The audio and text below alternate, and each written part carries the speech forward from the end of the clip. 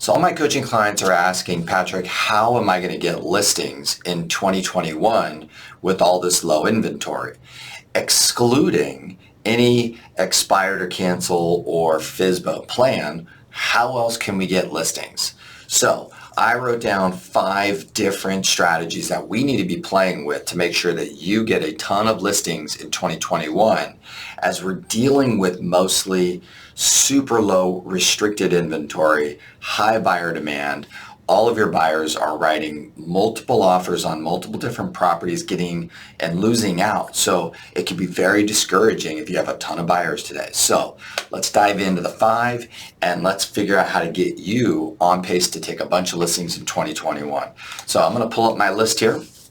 Number 1, of course, is your past clients and your sphere of influence. Now, where we're going to see for my veteran clients, we're going to see most of your listings are going to come from past clients who, if they've owned a home for, 10 years, they've made a lot of money in their equity. So now they're going to transition into the next property. If your past clients have owned a home kind of within the last 5 years, and in most marketplaces, they have a huge equity position, and so they could take advantage of that and upgrade at the lower interest rate. So if you're not having a lot of interesting conversations with your past clients about what they're doing, what stage of life they're in, how they can take advantage of the gift called huge equity bumps and lower finance, and how to take advantage of that. If you're missing that, please get on that right away. Now, your sphere, same thing with your sphere. If your sphere owns a home in your community, these are friends, these are your network, these are people that you are meeting continuously, but they've never done business with you. This is that same conversation, right? Hey, what are you doing? How are you doing it? How long have you owned the home? What's your position? And what's the next step for you? Okay, now that's just the basics. Of course we should be doing that, but let me give you 3 things that we really should be doing with our past client sphere kind of en masse. Number 1 is we need your help. We as a community have a lot of excess buyers. We're averaging 50% less homes on the market than we had last year, and more buyers. So have you heard any rumors of anyone thinking of selling? Okay, we need to do that. We need help. Then there's the I need help. I have a buyer who is looking in your area, community, zip code, city name, right? Have you heard any rumors? And then there's the third one, which is, hey, my buyer wrote an offer on one of your neighbor's house, and it was a 4-bedroom, 3-bath, and it was over in blank community. Hey, we got beat out. We wrote, $25,000 over list price. Have you heard any rumors of anyone thinking of selling? So, with your past clients and sphere, we've got a lot of work to do. Let's get after that, okay? Let's go to strategy number 2, which is the neighbors of listings and sales. So when we get a listing, this is not time for you just to focus on getting it sold. It's going to sell most cases within 48 hours with multiple offers. I need you really thinking in advance, what are you going to do to communicate with the neighbors during this window of time that you take the listing to where you put it under contract to find the next neighbor in the community. So that's going to be, since most of us can't do what we used to do, which is the mega open house where we invite all the neighbors, and so we get to talk to them face to face, since most of that's off the table in 2021, what else are we going to do?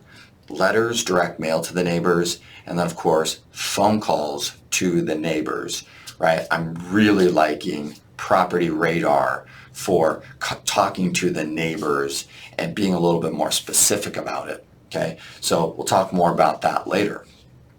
Now, next strategy we've got to really get to work on is strategy number 3, which is the I wrote an offer on your neighbor's house. Okay, when we are writing offers, we have to, and we get beat out, we have to go back into that community and find another seller. Big shout out to my client, Danny Barker, who wrote an offer for a VA client up to $850. He got beat out. He got on the phone. He called all of the neighbors, found a non-owner occupied, which we'll talk about more. And he said, there's a tenant in the property. Danny talked to the owner. They put together the deal. He opened escrow $850. So he did an off-market transaction with the non-owner by calling the neighbors in a community in which the buyer wanted to write. So the I wrote an offer strategy is going to be massive in 2021. Now, let's take a look at category number 4, which is the geographic farms. So I've been working with a ton of you guys on your geographic farm. It's a strange how much resistance there is to the geographic farm. So if you haven't spent time to figure out what your geographic farm is and how it's going to work, watch my other videos on that. I did an entire playlist, which I think is pretty solid, so make sure you do that. Okay? If you have questions about what to do with your farm, please let me know. But for my geographic farmers, let's talk about the message that I think is going to move the needle in 2021 to get you some more come list me calls, right? So one of the messaging I would say is if we looked at price appreciation from 2019 versus 2020. And in 2019, I think mostly across the United States, we saw just mild price appreciation. But in 2020, we saw aggressive price appreciation. So have you looked at your farm stats and said, okay, 2019 it was, 2020, wow, that's interesting information there. So what are we going to do about that information to share that to our fellow neighbors, our homeowners and potential sellers in our geographic farm? And the language I want you guys to all use is this phrase, review your options. Review your options. See, a lot of you are going to fall into the same trap that everybody falls in, which is, hey, here's why you should do this now. Don't do that. In that video I just released on the mistakes in marketing, hey, we've sold this many homes in your neighborhood. No one cares. Hey, we just sold another one. No one cares. Hey, you should do it now. There's billions of buyers and I can get you more money and I can get it for you fast. No one cares. What homeowners need today is they need someone to review their options. What are they going to do with this? How are they going to take advantage of this equity position? And then what is the next move for them? Right? Because that's the conversation that we need to be having with all of our homeowners in 2021 is let's take a look at your options and let's figure out the game plan. Now, I know all of you top agents, you just want them to call you when they're ready. Okay, that's fine, because if you guys follow my marketing strategy, you're going to get all of the appointments and then they're never going to call you top agents when they're ready because they've already hired my client who actually helped them build the plan. Okay, so that's the difference, guys. Review your options. Cool, let's go to strategy number 5, which is the non-owner occupied, in and out of your area. So I've been really loving what Property Radar has given us, now is rolled out nationally, the ability to pull up all of the non-owner occupieds, take a look at all the different variations, and to be able to get access to make phone calls and or create marketing list. Okay, so that's a huge opportunity, right? I will put the Property Radar link down below in the description.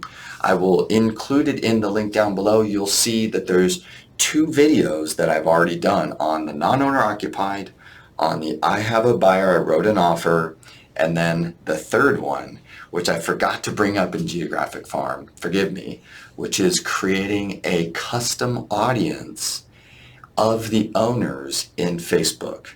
Creating a custom audience of the owners in Facebook and being able to do marketing to them.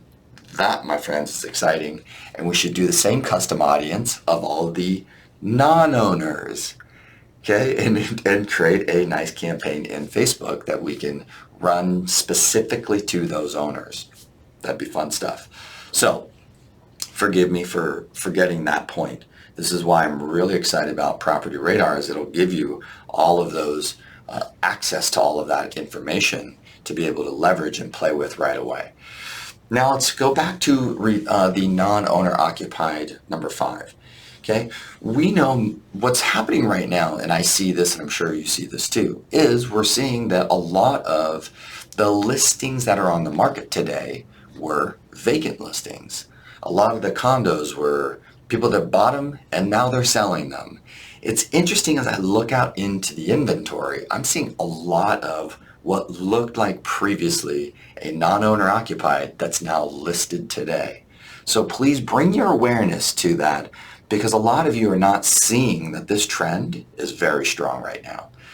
So now let's go back to the messaging to the non-owner occupied.